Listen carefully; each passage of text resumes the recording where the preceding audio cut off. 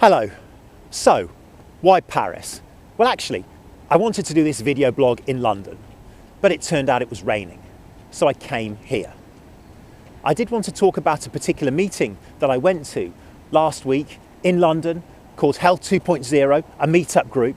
Really just a warning to say, do not consider going to these type of meetings in the future. Okay, that should probably do it. Based on my YouTube statistics, you've probably stopped watching now. I have to say that comment about the Health 2.0 meetups was made purely out of self-interest. The thing is, they're actually fantastic meetings.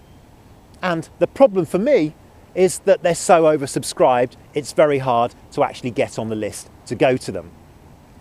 What I found particularly interesting was getting the perspective of the patients and the doctors there.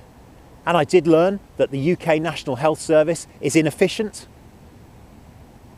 Okay, maybe that's not something new, but it was very good to get the doctor's perspective about how they spend a significant portion of their days running around the hospitals, chasing after patients and paperwork. And also, the salvos that these guys fired at the NHS were certainly constructive ones, talking about how technology can actually improve efficiencies within the NHS and how, in many cases, technology is doing this already.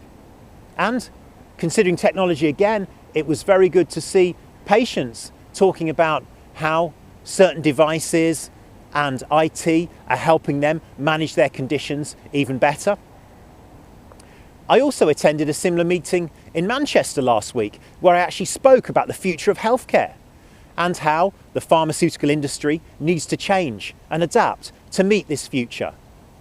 I shared some leading examples of where pharmaceutical companies are already working in partnership with the NHS to improve efficiencies and patient outcomes and reduce things like the length of stay in hospitals.